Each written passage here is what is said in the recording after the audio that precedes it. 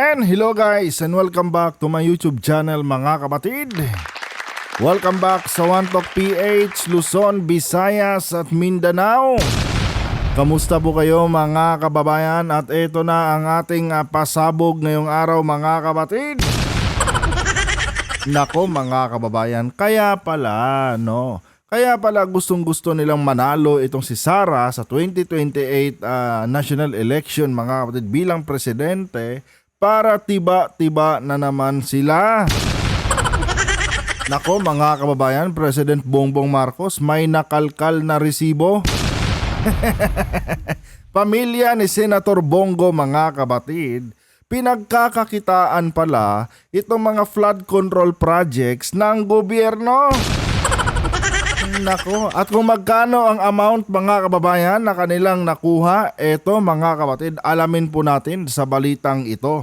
Pero bago ang lahat mga kababayan, huwag niyo po sanang kalimutan na i-like ang ating video para i-share pa ni YouTube sa iba pang hindi pa nakakapanood. So eto guys, pakinggan po muna natin ang balitang ito at bigyan po natin ng ating personal na opinion at reaction. Tuloy ang kalkala ng resibo, mahigit 300 milyong piso umano.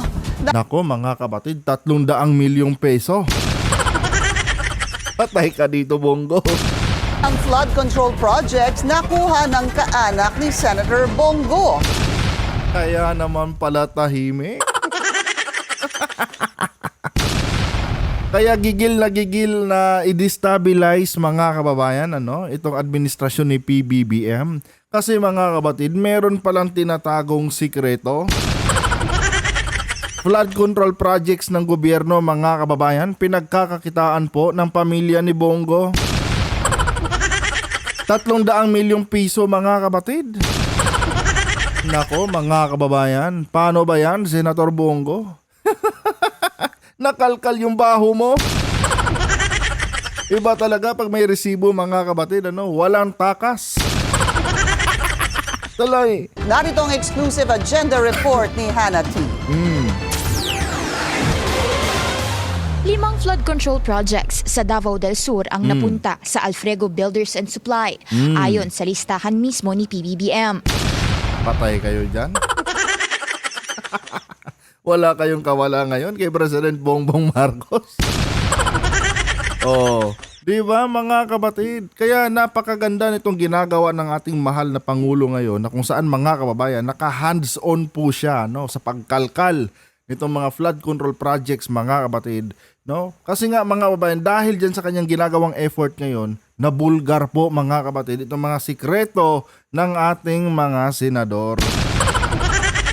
Kaya pala gusto nilang i-destabilize at sirain itong Marcos administration. At gusto nilang patakbuhin si Sara sa 2028 mga kababayan para pala pagtakpan itong kanilang mga baho.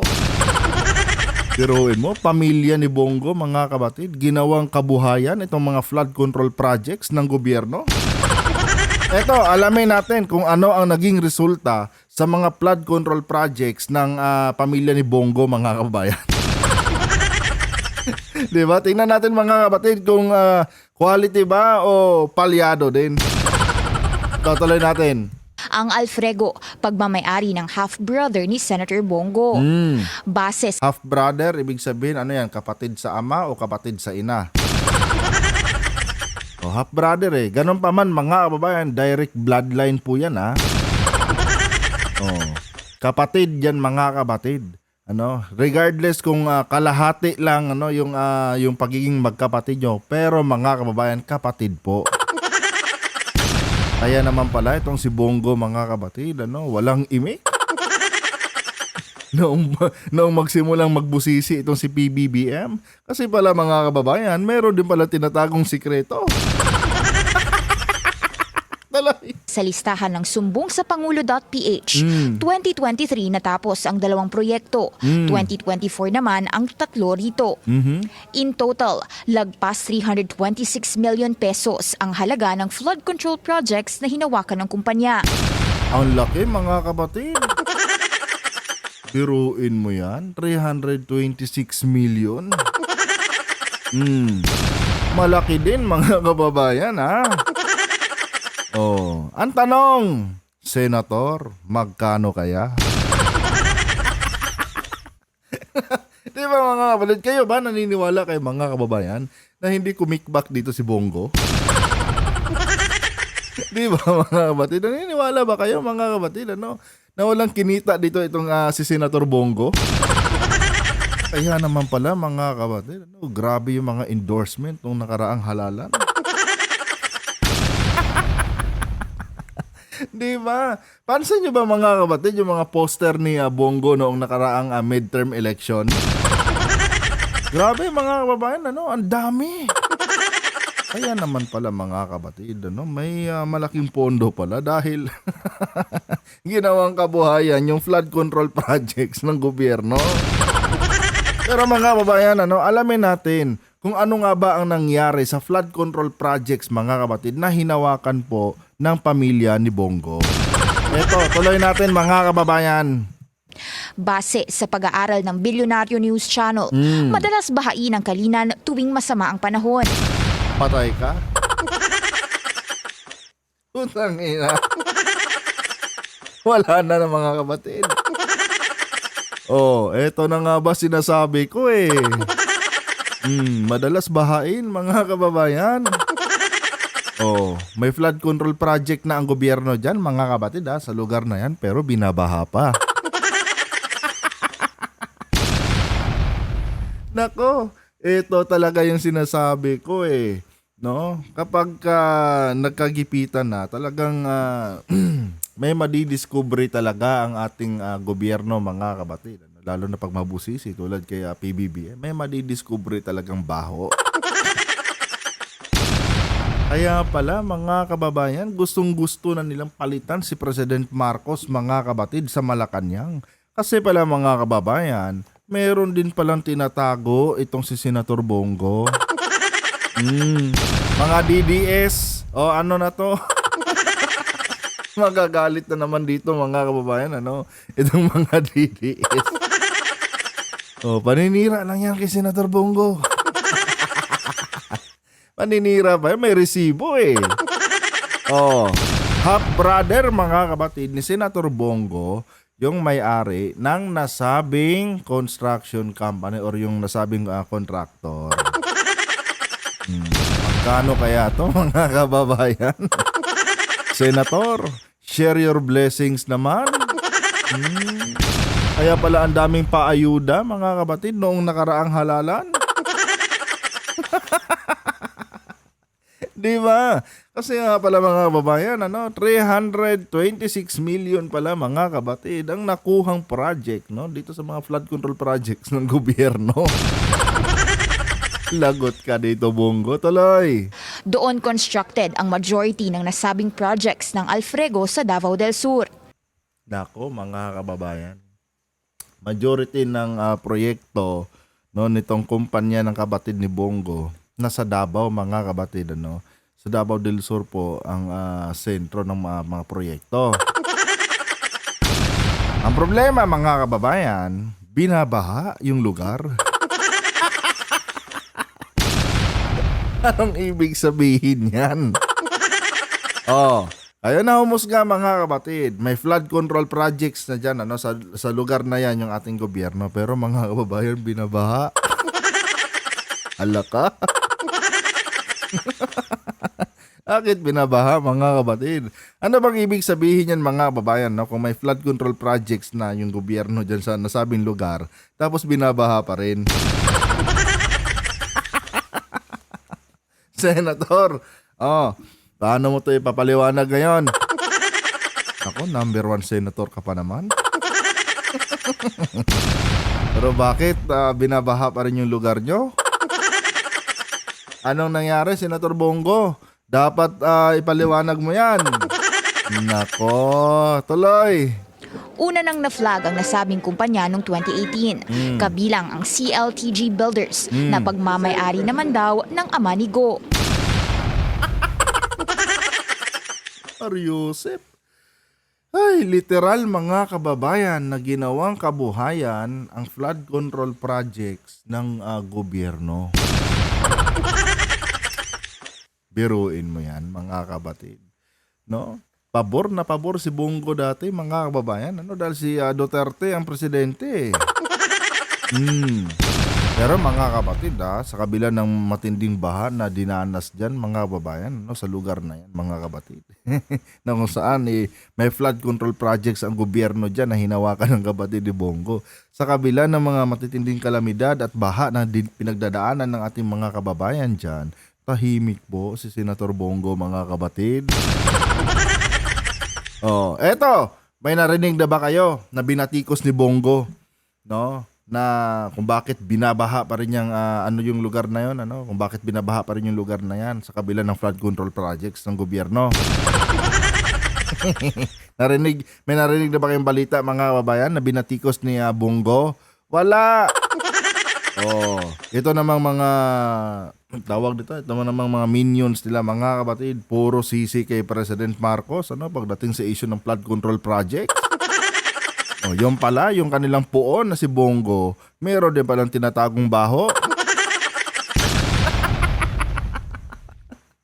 Ay nako, Bongo, paano mo to didepensahan ngayon? Kapatid mo, mga kababayan, kapatid ni Bongo, mga kapatid, ang may hawak sa nasabing flood control project. Pero mga kababayan, binabaha yung lugar. Ano bang ibig sabihin yan? May flood control project na ang gobyerno dyan, pero binabaha pa rin yung lugar. Diba? Isa lang ang ibig sabihin yan, mga kapatid. Palpak yung nasabing proyekto. Ano kaya sagot ni Bongo dito? Ito, alamin natin, mga kababayan. Yan ay dahil sa pag-corner umano ng billions worth of contracts sa Davao Region, Nako. kasamang DPWH for over a decade. Ano daw yun? Billions of contract, mga kapatid. Ulitin nga natin, patay ka dito, Bongo. Lumabas na yung baho mo. 18, kabilang ang CLTG Builders na pagmamayari naman daw ng ama ni Go. Grabe. Yan ay dahil sa pag-corner umano ng billions worth of contracts sa Davao Region, kasamang DPWH for over a decade. Talaga naman, mga kapatid. Billions of contract.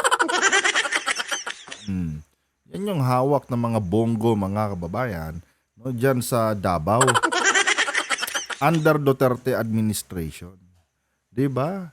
Kaya pala itong si Bongo, mga kapatid, nananahimik lang. Kasi mga kababayan, may kulo din pala. Ama, kapatid, nako. Ginawang kabuhayan, mga kapatid, yung mga proyekto ng gobyerno. Tapos, Mr. Malasakit pa yung pangalan mo. Diba? Diba, mga kababayan, ito yung tinatawag nilang Mr. Malasakit, At tawag nito, bisyo na daw niya ang magserbisyo. Yung pala, mga kapatid, bisyo na niya ang mamirwisyo.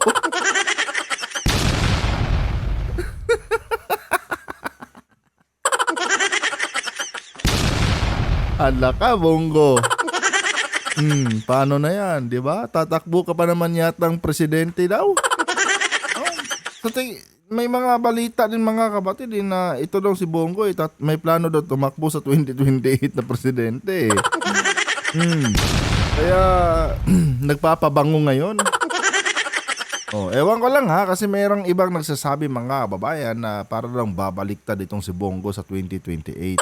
Ewan ko kung totoo yung sinasabi nila. Pero mga kababayan, nakikita kasi natin ngayon na itong sila Bongo nakikiisa sa pagdi-destabilize sa Marcos administration. At nakikita natin, mga kabatid, marami ang nakasaksi. Nagigil silang patalsikin si President BBM. Kaya kung ano-anong mga paninira na lang yung kanilang binabato ngayon sa Pangulo, lalo na itong patungkol sa issue ng flood control projects.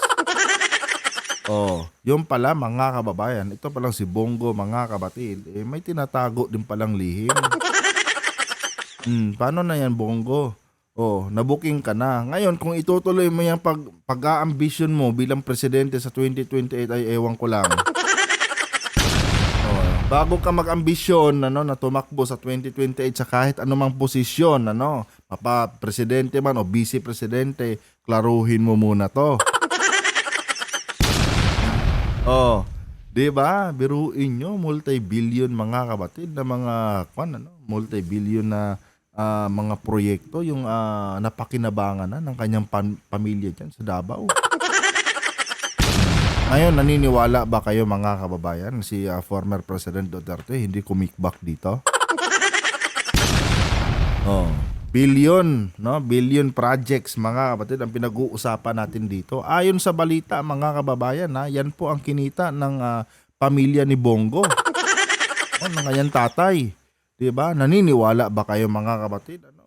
Sa sobrang dikit ni Bongo at ni Digong, naniniwala kayo na hindi kumikbak si Digong diyan? Oh, eto na mga kapatid, nagkakalabasan na talaga ng baho. Kinakalkal na talaga ni President BBM mga kababayan yung mga baho ng mga politiko na ito. Kasi nga mga kababayan, naniniwala kasi ang mahal na Pangulo mga kapatid na may mga involved talaga na mga politiko dito sa mga flood control projects ng kanyang gobyerno. Sinasabutahe kumbaga mga kababayan itong mga ibang mga politiko, itong kanyang mga flood control projects para masira itong kanyang administrasyon. O ngayon, nagkalkal ng resibo ang presidente. Ito mga kapatid, lumabas po sa resibo na nakalkal ng mahal na Pangulo na ito palang kapatid ni Bongo mga kababayan, kumita din pala. Pero mga kapatid, klarong-klaro na dito ang korupsyon at anomalya dahil sa kabila ng flood control projects ng gobyerno mga kababayan, diyan sa lugar nila Bongo mga kapatid, binaha pa rin yung nasabing lugar. At ngayon ito pa, lumabas pa mga kababayan na itong kanyang ama nagkaroon pala ng billion contract mga kapatid, diyan sa Davao. Billion contract ng mga proyekto. Patay tayo dyan, Bongo. Number 1 senator pa naman ikaw.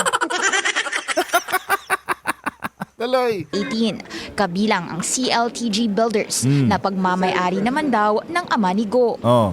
Yan ay dahil sa pag-corner umano ng billions worth of contracts sa Davao Region. Grabe billions worth of contract. Sa Davao Region, mga kapatid, yan yung nakuha ng kanyang ama. Biruin yan. Gandang business talaga nitong politika. Minsan napapaisip ako tatakbo na lang din kaya ako. Boboto kaya sa akin. Di ba, mga kababayan, kahit wala kang pinag-aralan, kahit bobo ka sa klase. Di ba? Didikit ka lang sa mga kilalang politiko, mananalo ka na. Oh. Tapos mga kapatid, ganito, billions na mga kontrata ang pwede mong kitain.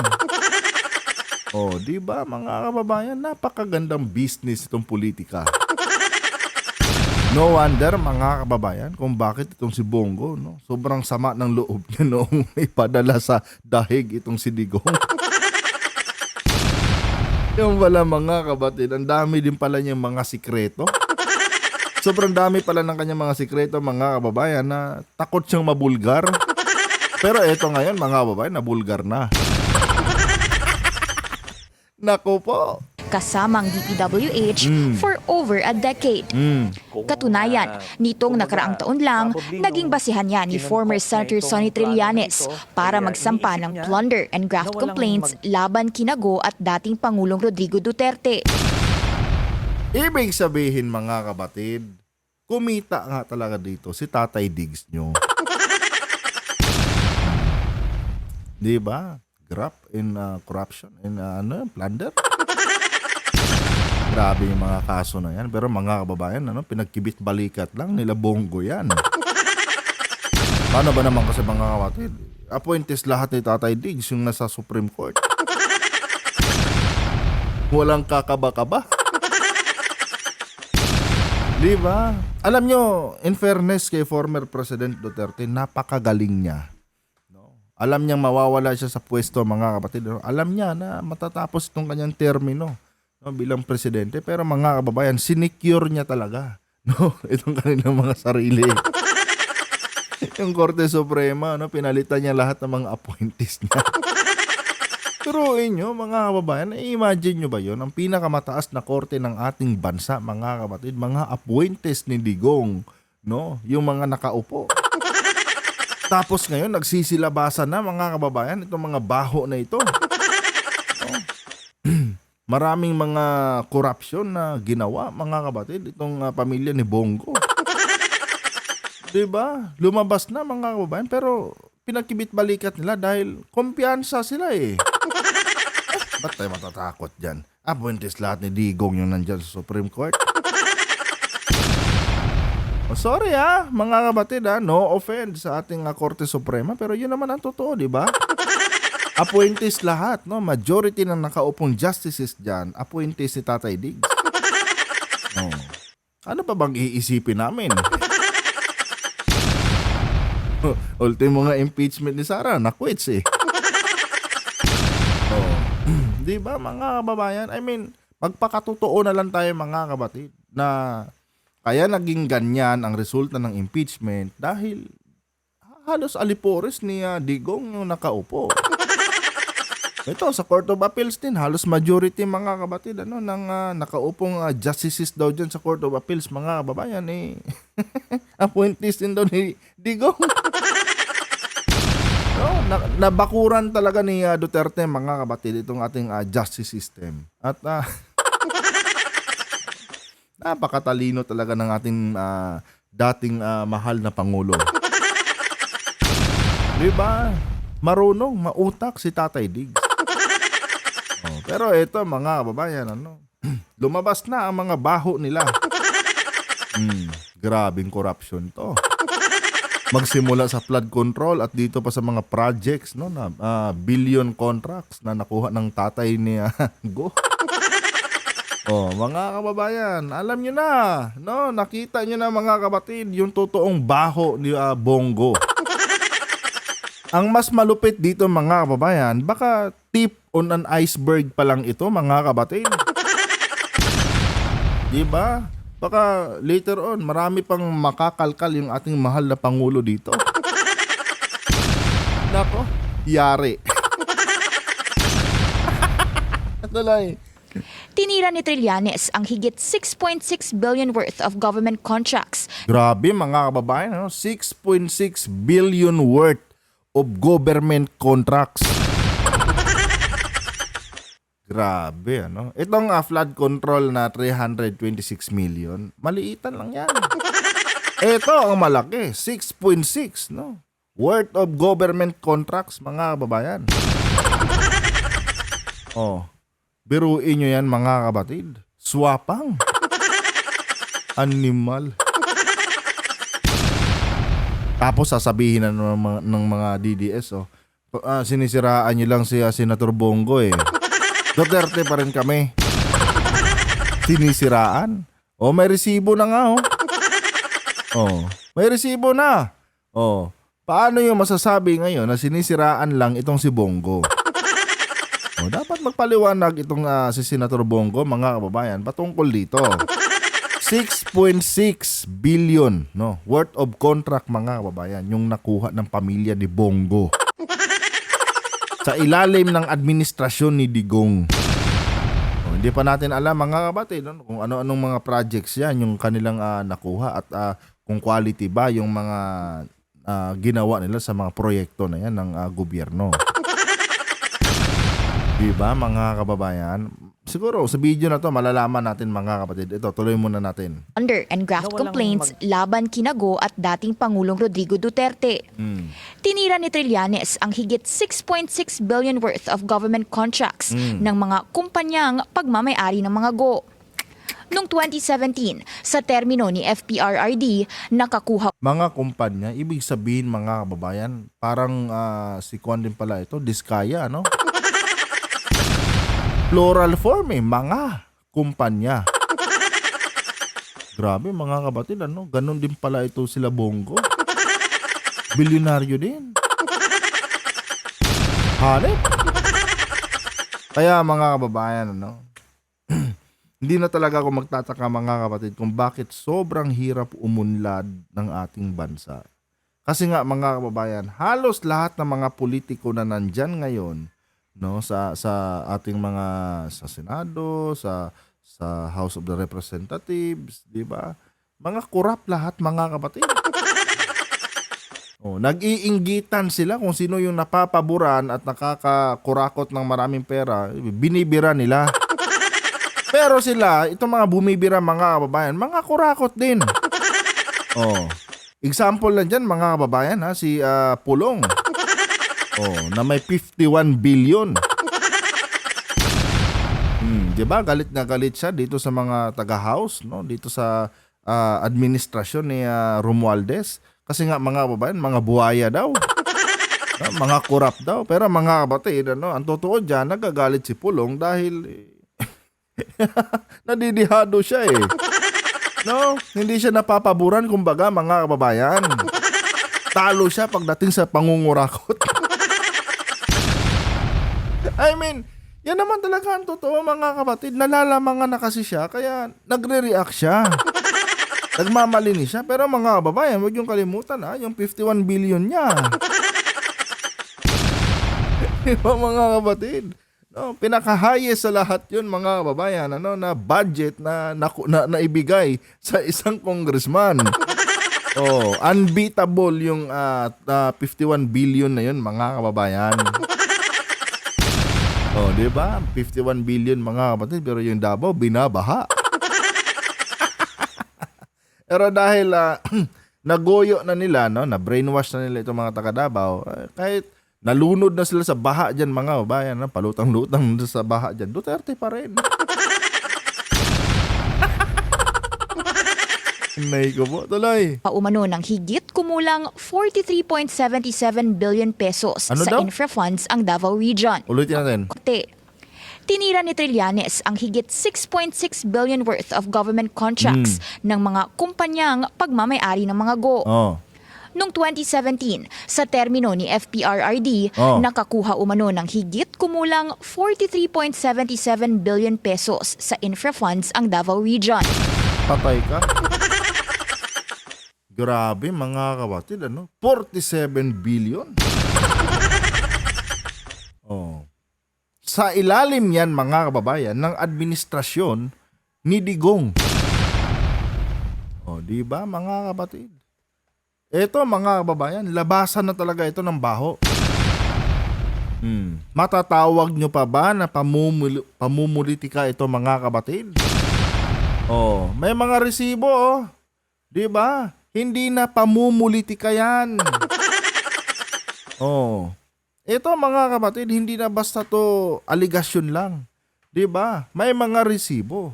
Oh, 47 billion mga kapatid. Inay ko po. Grabe mga kababayan. Kaya pala confident silang gumastos tuwing halalan. Ang dami palang naibulsa.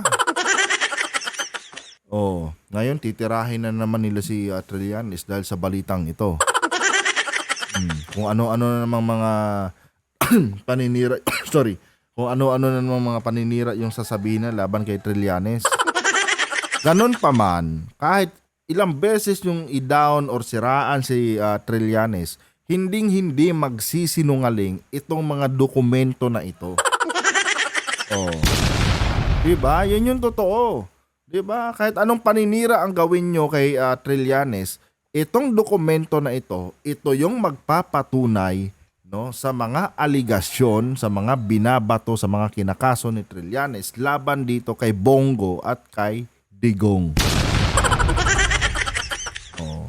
May resibo mga kababayan. Mahirap i-deny yan mga kapatid. Biruin nyo. Nagsimula sa 326 million hanggang sa naungkat mga kababayan itong 6.6 billion hanggang sa naungkat mga kapatid yung 47 billion na government contracts under sa Duterte administration na nakuha ng pamilya ni Bongo. Grabe mga kababayan ang kapal ng pes. Oh, Mr. Malasakit daw. Di ba? Mr. Malasakit daw mga kababayan. Bisyo na daw ang magserbisyo. Yung pala mga kapatid, bisyo na ang mamirwisyo. Inay ko po, tuloy. That's double the amount of 2016's. At karamihan sa projects, kasama ang sa Alfrego at CLTG, na delay o hindi naman daw natapos. Nako. Tatay ka dyan. Ay, nako. Mga kapatid, gaya ng sabi ko sa inyo, kayong mga olipores, alipores ni Tatay Diggs. Sana man lang, wag yung tao yung hangaan nyo, kundi yung mga gawa niya. Ang ginagawa nyo kasi, yung tao na yung wino-worship nyo eh. Di ba? Wino-worship nyo na sila eh. Pero eto, kung may isip kayo, tignan nyo tong mga detalye na ito. Oh. Di ba? Tignan nyo tong mga bagay na ito na kung saan na-discover mga kababayan ni Trillanes at ni President BBM. Oh, ito yung realidad sa kabila ng mga propaganda na pinapakalat nila at pinapaniwala nila sa inyo. Oh, Mr. Malasakit, bisyo na ang magserbisyo. Inay ko po, mga kapatid. Kaya pala, kumbaga mga kapatid, itong ginagawa ni Bongo na pagtulong-tulong, itong mga programa niyang malasakit center di umano, na kung saan yung budget galing na din naman pala sa DSWD. Front lang yan, mga kababayan. Front lang yan. Kasi nga, gusto nila ipakita na wholesome sila. Matitino silang mga politiko.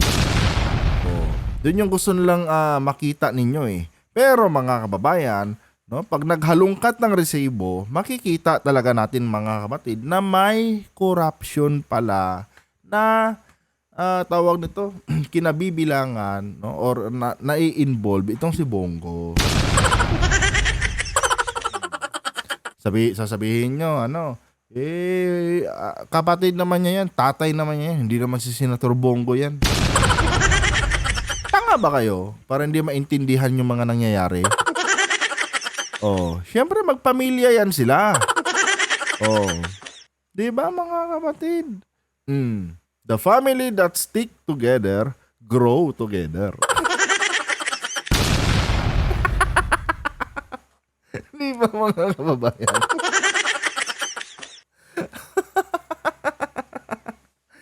Ay nako. Sana man lang mga kapatid, mag-isip naman kayo. Huwag yung puro pag-iidolo yung gawin nyo. Eto, nahalungkat. Biruin nyo yan mga kababayan. Yung mga proyekto, 47 billion mga kapatid. Yung mga proyekto na nakuha nila, nahawakan ng pamilya ni Bongo, na kung saan nagpakasasa sila.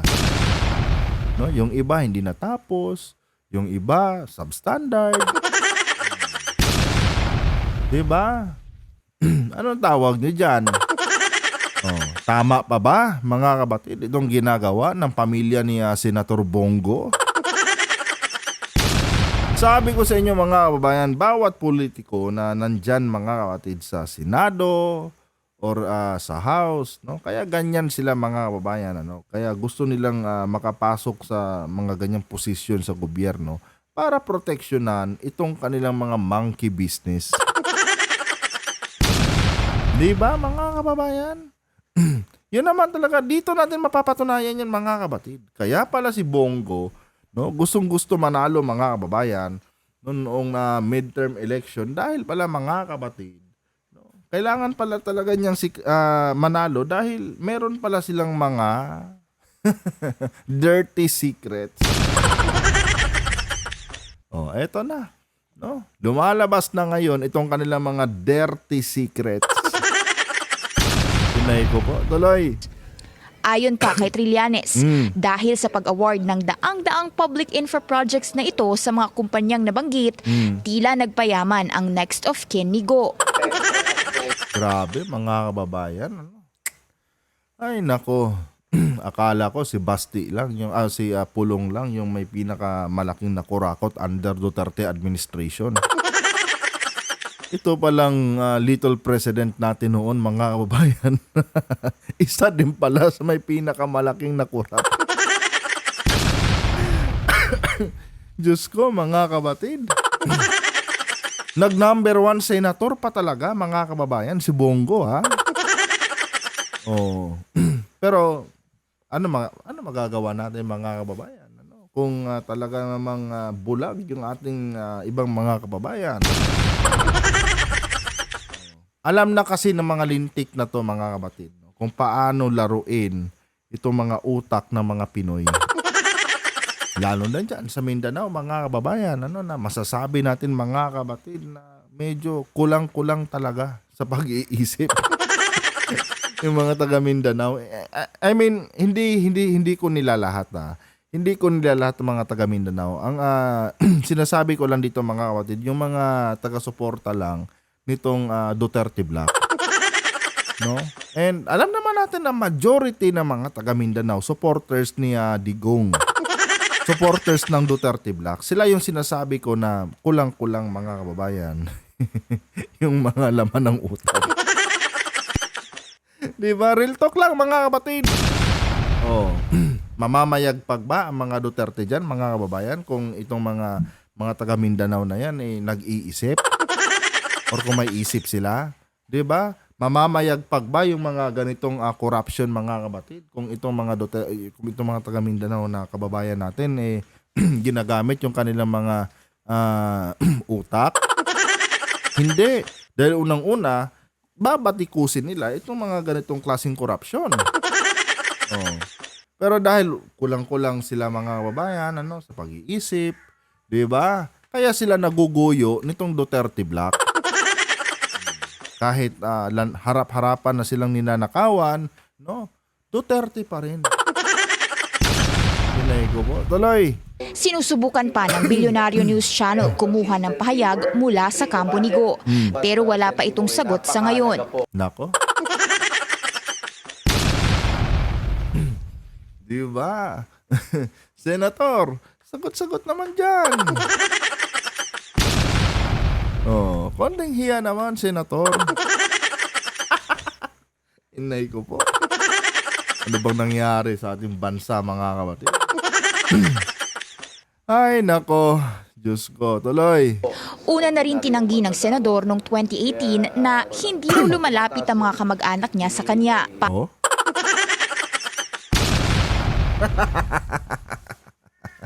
Talaga ba? Naniniwala ba kayo, mga kapatid, sa mga ganyang mga pinagsasabi ni Bongo? Kapatid, tatay, Diyos ko po, pamilya mo yan eh. Imposibleng hindi lumalapit sa iyo yan. Ano yan, coincidence lang lahat? Di ba? Na under sa administrasyon ni Tatay Diggs, no, na iyong amo, di ba? Nakakuha kayo ng 6.6 billion projects, 47 billion projects, no? Coincident lang ba yung mga ganyang bagay? Come on, Senator Bongo, huwag mo naman kaming pagmukaing bata. Hindi kami pinanganak kahapon, ha? Hindi kami pinanganak kahapon, Senator Bongo. Oh, para mapapaniwala mo kami dyan sa mga ganyang kalukuhan mo. Inay ko po. Mula sa kampo ni Go. Pero wala pa itong sagot sa ngayon. Una na rin tinanggi ng senador noong 2018 na hindi raw lumalapit ang mga kamag-anak niya sa kanya para... Diyos ko. Ang maniniwala lang dyan yung mga walang utak. Di ba, mga kabatid? Kayo ba? Maniniwala kayo dito, mga kababayan, sa sinasabi ni Bongo? Oh. I don't think so, mga kabatid. Di ba? Wala na kayong utak pag naniwala pa kayo dito sa mga sinasabing ito ni Senator Bongo, mga kababayan. Kapatid, ama, maniniwala kayo na hindi sila nag-uusap-usap patungkol sa mga bagay na yan. Diyos ko po. Ano ba? Senador noong 2018 na hindi raw lumalapit ang mga kamag-anak niya sa kanya para maglakad ng anumang proyekto o kontrata sa gobyerno.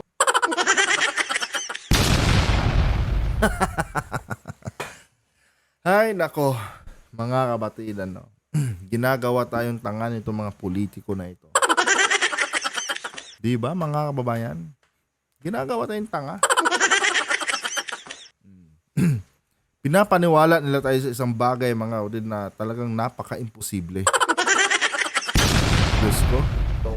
Para sa agenda Di ba, mga kababayan? Kayo, mga kabatid, no? Kakagatin nyo ba yung mga ganito mga statement ni Bongo na di umano hindi daw lumalapit sa kanya itong kanyang mga kamag-anak, itong kanyang kapatid, kanyang ama, no? Para lang makakuha ng mga ganyang kalaking mga proyekto? Naniniwala ba kayo dyan, mga kababayan? Anyway guys, no, hanggang dito lang tong video na to. Nag-iingay na po yung pusa ko. Kung nagustuhan nyo po ang ating content ngayon, mga kapatid, no, huwag kalimutang i-like ang ating video para i-share pa ni YouTube sa iba pang hindi pa nakakapanood. And of course guys, no, mag-comment na rin kayo dyan ng mga personal nyong mga opinion. Hanggang dito na lang. Adios.